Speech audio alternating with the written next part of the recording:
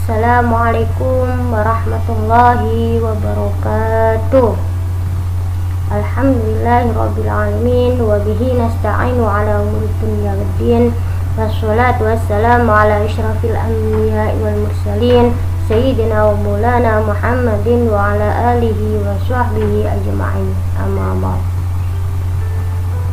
Anak-anakku sekalian yang dirahmati Allah, kaifa halukum? Kaifa halukunna? Alhamdulillah bi khair insyaallah. Semoga antum wa antunna dalam keadaan yang baik gitu ya.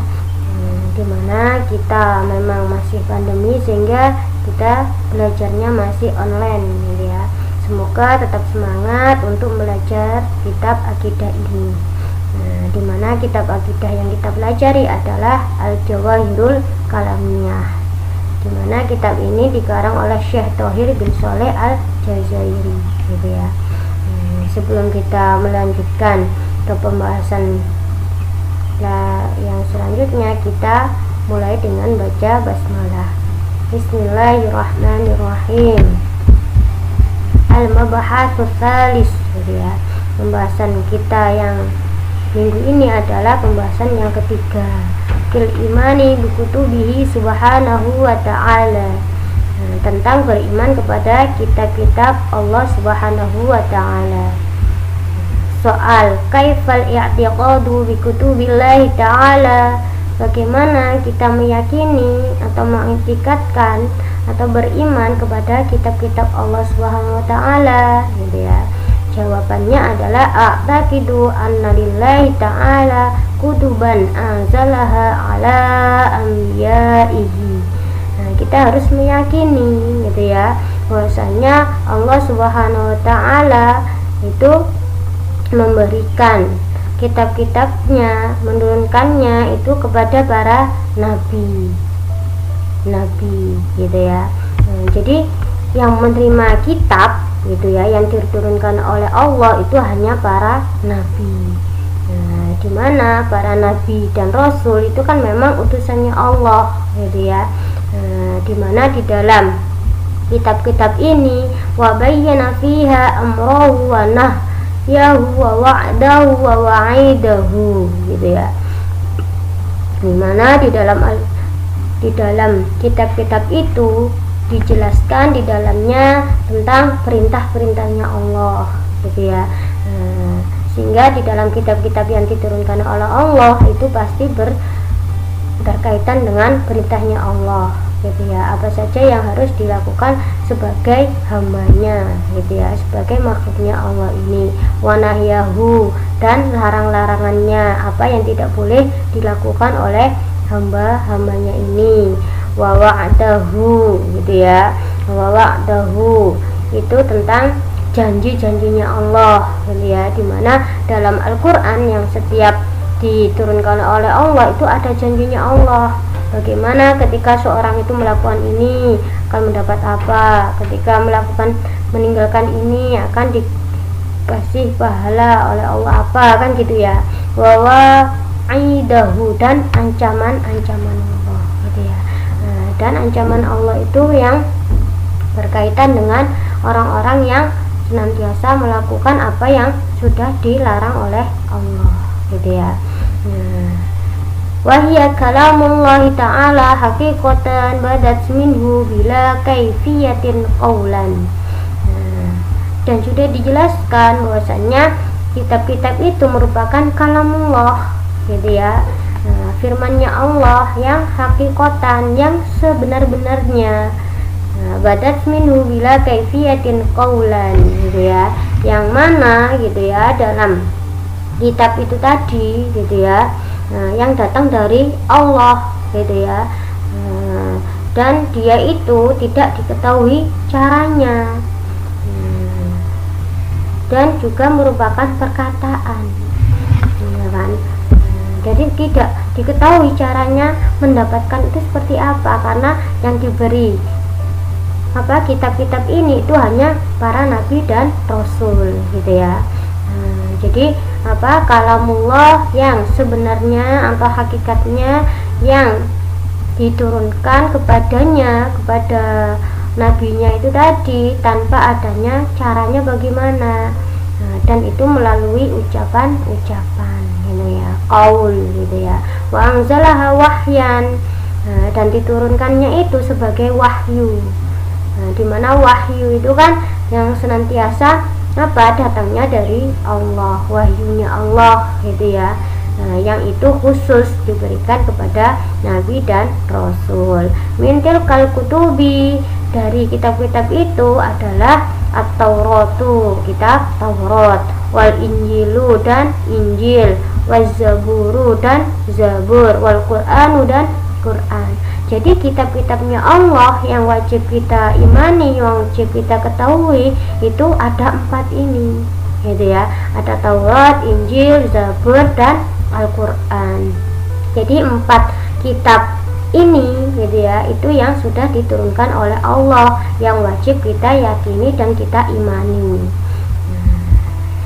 Yang selanjutnya yang kita bahas yang pertama adalah kaifal i'tiqaduka bit-taurati gitu ya. Bagaimana kita meyakini atau beriman kepada kitab Taurat? Gimana? Ya, jawabannya adalah a'taqidu anna Taurata kitabun min kutubillahi subhanahu wa ta'ala anzalahu ala kalimihi Musa alaihissalam. Jadi kita harus meyakini bahwasanya kitab Taurat itu adalah kitab-kitab Allah Subhanahu wa taala yang diturunkan kepada Nabi Musa alaihissalam. Jadi yang menerima kitab Taurat itu adalah Nabi Musa alaihissalam. Ya kan? Wa dzalika li bayanil ahkami syariati. Dan kitab itu menjelaskan hukum-hukum syariat gitu ya. Jadi tetap apa yang disampaikan oleh Nabi Musa itu yang mengajak umatnya, kaumnya gitu ya, itu untuk menjelaskan atau berhukum dengan hukum-hukum syariat Allah gitu ya.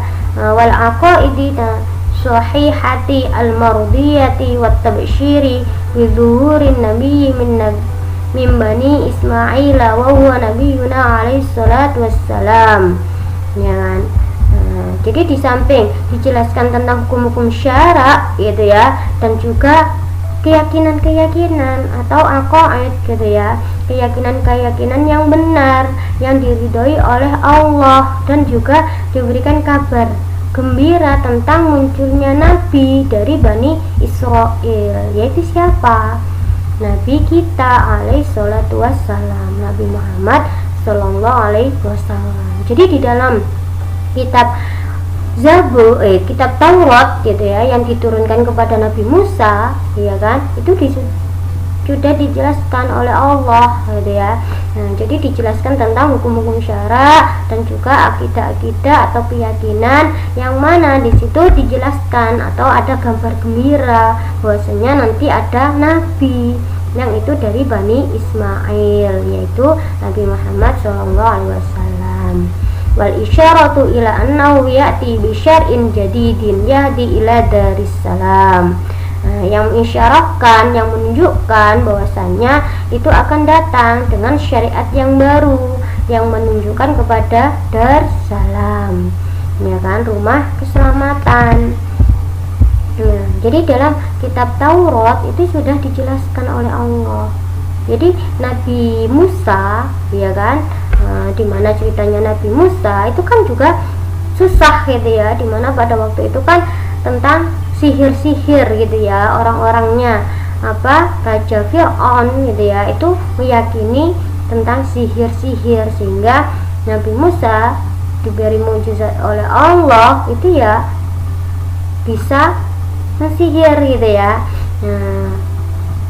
Dimana yaitu tadi bahwasanya kitab Taurat itu berisi dengan hukum-hukum syara dan juga ada mengabarkan bahwasanya ada nabi, yaitu Nabi Muhammad SAW yang akan menjelaskan syariat baru yang akan mengantarkan gitu ya kepada Darussalam gitu ya, atau rumah keselamatan, yaitu surga dan neraka.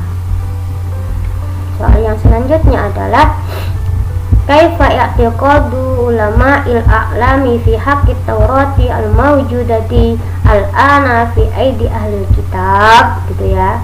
Nah, bagaimana kita meyakini para ulama yang mengetahui, gitu ya, tentang kebenaran fi haqqit Taurat, tentang kebenaran Taurat yang ada pada saat sekarang ini, yang diyakini bagi ahli kitab, gitu ya. Nah, yang sekarang ada di tangan ahli kitab, gitu ya. Bagaimana para ulama itu meyakininya pada saat sekarang ini, karena kan kitab Taurat itu kan sudah gak ada, gitu ya, yang aslinya. Yang sekarang ini seperti apa, gitu ya. Jawabannya adalah i'tiqadul ulama il-a'lami anna Taurata mawjudatal an, ya kan. Sesungguhnya para ulama saat sekarang ini itu menunjukkan bahwasanya kitab Taurat itu adalah ada sampai sekarang. Qad lihaqiha at-tahrifu, gitu ya. Akan tetapi, gitu ya, sudah mengalami perubahan. Jadi sudah tidak murni lagi. Jadi banyak perubahan yang ada dalam kitab Taurat itu. Wa mimma yadullu ala dzalika annahu laisa fiha dzikrul jannati wan nari, ya kan. Yang dimana di sana itu juga menunjukkan atas hal itu bahwasanya di dalam sana tidak ada menyebutkan surga dan neraka. Wa halil ba'ts wal hasyr wal jazai, dan tidak ada hari kebangkitan, hari perkumpulan atau hari pembalasan. Ma'anna dzalika hammu ma yadhkaru fil kutubil ilahiyati. Padahal itu sesungguhnya itu perkara yang penting, sangat penting, apa-apa yang dijelaskan atau disebutkan dalam kitab-kitab Allah, gitu ya. Nah, kenapa perubahannya itu apa, gitu ya. Jadi untuk yang sekarang ini itu tetap ada kitab Taurat, tapi sudah mengalami perubahan, gitu ya. Nah, kenapa? Karena hal-hal yang paling penting yang berkaitan dengan hari kebangkitan, hari perkumpulan, hari pembalasan itu tidak ada. Padahal di situ adalah salah satu ciri kitab-kitabnya Allah yang menjelaskan tentang itu. Wa mimma yadullu aidan ala kauniha muharrafatan dikru wafati Musa alaihissalam fiha fil babil akhir minha wal halu annahu walladhi unzilat alaihi, gitu ya.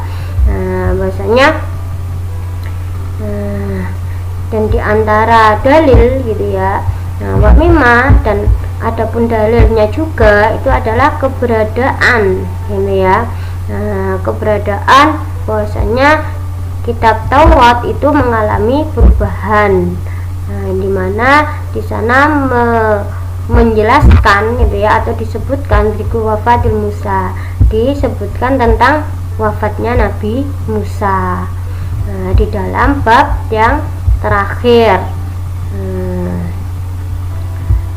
Padahal, gitu ya, padahal bahwasanya Nabi Musa, gitu ya, itu orang dimana kitab Taurat itu diturunkan kepadanya. Jadi kan nggak mungkin, gitu loh ya, kalau dilihat kitab yang diturunkan kepada Nabi Musa, tapi di bab terakhir itu ada wafatnya Nabi Musa. Padahal pada waktu itu kitab Taurat diturunkan kepada Nabi Musa, sehingga bisa dikatakan bahwasanya kitab Taurat yang ada pada saat sekarang ini itu sudah banyak mengalami perubahan. Sehingga ya kita tidak bisa meyakini untuk saat yang sekarang ini ada itu dengan yang sebenarnya. Yang kita yakini, yang kita imani itu adalah kitab Taurat yang dulu, yang telah diturunkan kepada Nabi Musa, bukan yang sekarang ini. Seperti itu. Dari pembahasan ini kita bisa memahami, gitu ya, bahwasanya kitabnya Allah yang harus kita yakini itu ya memang ada 4 itu, gitu ya. Ada Taurat, ada Zabur, ada Injil, dan juga Al-Quran. Pada minggu ini kita membahas tentang kitab Taurat, gitu ya. Kitab Taurat yang turunkan kepada Nabi Musa. Nah, insya Allah itu yang bisa saya sampaikan. Kita akhiri dengan baca hamdalah dan doa kafaratul majelis. Alhamdulillahirabbil alamin. Subhanakallahumma wa bihamdika asyhadu an la ilaha illa anta astaghfiruka wa atubu ilaik. Wa a'lamis shawab. Wassalamualaikum warahmatullahi wabarakatuh.